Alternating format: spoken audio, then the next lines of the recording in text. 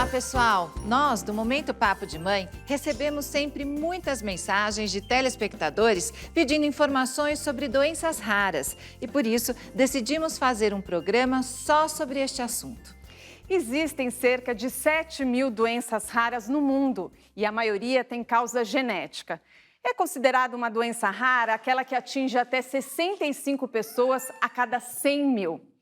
Estão com a gente o pediatra e geneticista Zan Mustaki e a Camila Chaim, que tem 2 filhos, o Cauã, de 15 anos, e o Arthur, de 4, que está aqui com a gente, com o padrinho, o Danilo, né, Camila? Isso mesmo. E o Arthur, ele tem uma síndrome rara. Tem. Qual é essa síndrome? O Arthur, ele tem síndrome de Cri-du-Chat, também conhecida como 5P- ou síndrome do miado do gato. E essa síndrome você tem números, assim, quantas existem no mundo ou no Brasil? Estima-se que essa síndrome ela atinge 1 a cada 50.000 nascidos vivos. Mas a gente tem muita criança sem diagnóstico até hoje. Eu recebo muitas mães com crianças de 5, 10 anos que acabaram de receber seus diagnósticos. Doutor Zan, existem muitas doenças raras, né, no mundo. Sem dúvida. E aí, é difícil ter informação sobre essas doenças? Vamos lá, um dos maiores problemas que se faz para se propor um diagnóstico de uma doença rara, basicamente, é a desinformação, tanto social quanto de uma desinformação profissional. A formação do médico, habitualmente, não requer uma informação muito grande para o reconhecimento dessas doenças raras. Entendi. Entretanto, o teste do pezinho, que é feito rotineiramente, permite, em algumas raríssimas condições, o diagnóstico das mais frequentes doenças raras. E, doutor, existem doenças raras, por exemplo, com menos de 10 casos no mundo, doença rara, assim, que atingem pouquíssimas pessoas, e daí, como são poucas, os estudos em torno da doença acabam sendo menores, é isso? Existem muitas doenças infrequentes. Nós tivemos, inclusive, a oportunidade de publicar um primeiro relato brasileiro de uma síndrome que só existiam 30 no mundo. Então, para se fazer esse diagnóstico, foi preciso uma série de profissionais envolvidos com questões de diagnóstico diferencial para que a gente possa confirmar essa possibilidade. Portanto, você só vai conseguir fazer diagnóstico de síndromes e doenças muito raras a partir de que você tenha momentos de profissionais envolvidos com a situação. Enquanto você não tiver um profissional envolvido ou um grupo envolvido, nós não vamos conseguir fazer o diagnóstico. Algumas doenças não tão raras quanto o Cri-du-Chat, tá? Ainda estão sem diagnóstico por desconhecimento e despreparo profissional, ainda. Camila, você já tinha ouvido falar na síndrome do Arthur?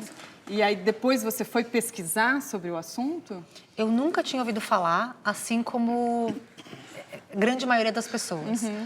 A gente recebeu a suspeita da síndrome dele no dia seguinte ao nascimento. O cariótipo foi confirmado com 11 dias de vida e o prognóstico do Arthur foi péssimo, péssimo. Foi quando a gente foi começar a se informar e a gente decidiu não ler mais sobre o assunto e deixar a vida mostrar pra gente o que tinha que ser feito. Hoje, eu tenho disseminado um pouco mais de informação que a gente não encontra no Brasil para que as novas mães não caiam no mesmo susto que a gente caiu. E como que foi feito o diagnóstico? A principal característica da síndrome de Cri-du-Chat, que é o que dá o nome à síndrome, inclusive, é o choro do bebê recém-nascido, é muito parecido com o miado de um gato. Então, uma das enfermeiras, quando foi atender o Arthur, ouviu o choro, reconheceu o som e foi buscar a médica pediatra e falou: doutora, eu tenho quase certeza que essa criança tem a síndrome do gato. E quais são os sintomas, assim, como que é o Arthur hoje? Hoje o Arthur está bem desenvolvido por conta desse diagnóstico precoce, que é o mais importante para a gente. O Arthur começou com as terapias ainda na UTI neonatal. O Arthur começou com fono, com 8 dias de vida, com fisioterapia aos 15 dias de vida e com terapia ocupacional aos 5 meses. Então, o Arthur começou a andar 1 semana antes de completar 4 anos. Ele ainda não fala nada. Uma das principais características da síndrome é a laringomalácia, que causa uma dificuldade tremenda para a deglutição e para a fala. E hoje o Arthur já come, uma coisa que me disseram que nunca ia acontecer. Olha que bom, né? As mães, os pais vão atrás de tudo, né? Doutor, e quais são as doenças raras mais comuns no Brasil?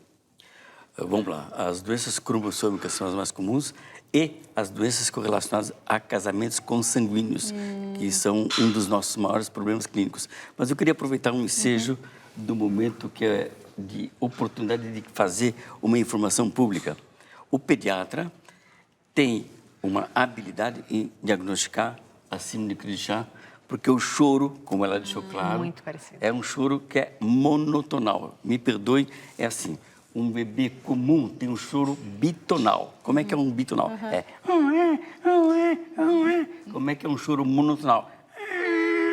É um gato. Quer dizer, é muito característico, Então, né? a da gente síndrome. faz diagnóstico hoje, o pediatra que tem sua residência médica, ele faz diagnóstico hoje caminhando no ambulatório. Ele ouve um choro monotonal e fala, opa, quero ver essa criança. Muito provavelmente eu tenho aí um comprometimento dirigido. Olha que importante esse programa com tanta informação, né, Roberta, que pode ajudar aí tantas famílias. O nosso papo continua daqui a pouco. Fique com a gente no Momento Papo de Mãe.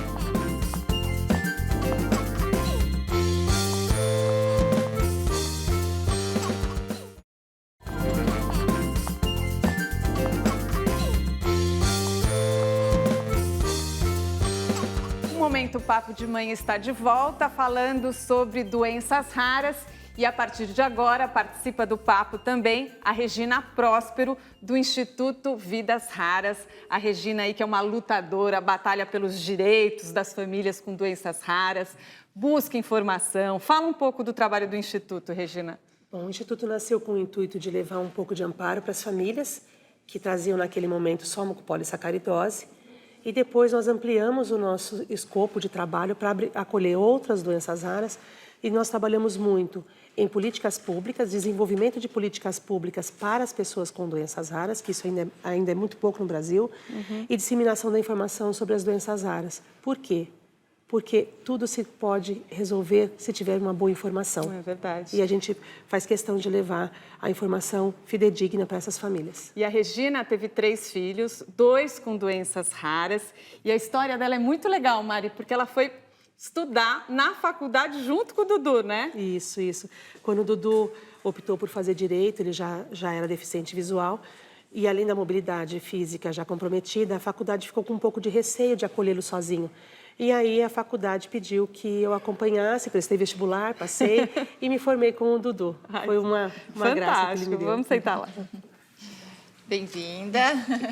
E, doutor Zan, essas doenças, é possível detectar ainda durante a gestação? Vários síndromes genéticos, clínicos, possivelmente teriam alternativa de se investir no diagnóstico pré-natal.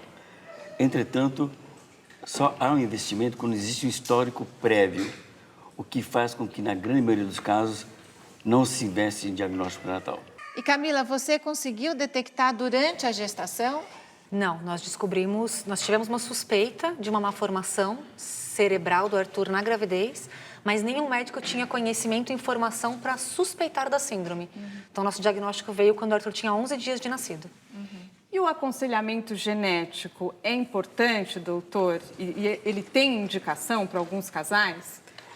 Muito provavelmente o tema mais importante dessas condições de doenças raras estão relacionados com o diagnóstico e, consequentemente, a possibilidade de fazer um aconselhamento ideal para a gestação, para a próxima gestação e para a irmandade desse indivíduo, assim como para o futuro familiar deste mesmo indivíduo.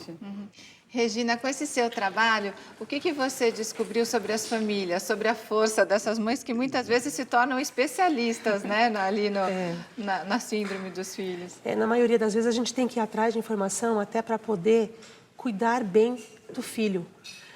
Como a informação ainda é falta muito no meio geral da classe médica, as mães acabam indo atrás de informação e muitas delas, que é o meu caso, acabam descobrindo o que é bom, o que é ruim no acerto e erro. Quais os direitos dessas famílias, né, que vocês já conquistaram e infelizmente ainda tem que conquistar, né? Eu acho que o primeiro direito é saber o que se tem. Uma família que tem uma condição rara em casa, muitas vezes o filho acaba falecendo e a pessoa não tem o diagnóstico. Eu falo que isso é o mais cruel para a família, porque pior do que seja um diagnóstico, você tem o direito de saber o que você tem dentro de casa, até para ter um bom acompanhamento médico, um aconselhamento genético, para que ela tenha a opção de querer ter outros filhos ou não. Então, acho que, a princípio, é a gente conseguir ter um diagnóstico, independente do prognóstico. A Camila faz isso, né? Quer dizer, você foi tendo tanto conhecimento que agora você divide com outras mães aí em grupos nas redes sociais, é isso? Isso, eu tenho a página do Arthur, que eu divulgo vida. O meu foco com a página do Arthur é mostrar para quem ouvir que aquela criança não vai passar de 1 ano, não vai se mexer, que vai. Que é bom se preparar para muito movimento. Doutor, então qual o alerta que a gente pode fazer para todo o Brasil, para os especialistas, para as famílias, para elas poderem fechar esse diagnóstico, né? Dentro deste universo, os erros inatos do metabolismo são uma condição muito importante. E o exame físico, juntamente com o atraso de desenvolvimento neuromotor de uma criança, um atraso ponderoestatural, um tamanho, um perímetro cefálico inesperado, deve alertar o profissional no sentido de fazer uma varredura dessas possibilidades. Se ele não se sentir apto, não existe vergonha nenhuma em procurar informação com o outro. E talvez, eu vou concluir isso, dar oportunidade para que essa família tenha o diagnóstico e que essa criança com o diagnóstico tenha a possibilidade, por que não, até de uma terapêutica que progressivamente está sendo propostas uma multiplicidade de terapias para erros de metabolismo, por exemplo. Então, é muito importante oferecer essa possibilidade do diagnóstico no momento oportuno. Tá ótimo. Infelizmente, o nosso tempo terminou, mas a gente pode voltar a esse assunto outras vezes, afinal, são tantas doenças raras, né, Rô? Quero agradecer a vocês por terem vindo. Obrigada ao Arthur, que está ali com o Danilo, o padrinho. Começando a ficar impaciente Eu já. acho que o Arthur já quer a mamãe. Daqui a pouco você estará liberada. Então, deixa pra gente aí as suas redes sociais para até ajudar essas outras famílias. Claro, eu tenho 2 páginas do Arthur, que eu atualizo diariamente, que é o Instagram e o Facebook, ambas com o nome Tutu e o Cri do Chá, para ficar bem fácil para as mães que acabaram de receber o diagnóstico procurarem. Elas já vão buscar o nome da síndrome e vão dar de cara com aquele garotinho lá. Tá ótimo, obrigada. Doutor Zan, quer deixar um site? Vamos lá, eu acho que vale a pena colocar www.síndromededown.com.br ou pelo meu próprio e-mail pessoal, que é dr de doutor Zan, Z-A-N, @drzan.com.br, que eu me proponho responder as perguntas dentro do possível em tempo oportuno. Muito obrigada. E o site do Vidas Raras? Isso, o site do Vidas Raras é www.vidasraras.org.br e ali vocês vão ter todas as informações que vocês precisam. Se não tiver, é só mandar também um recadinho que a gente se propõe a responder também no tempo oportuno, mas para deixar que todas as famílias tenham informação. Obrigada a todos pela participação.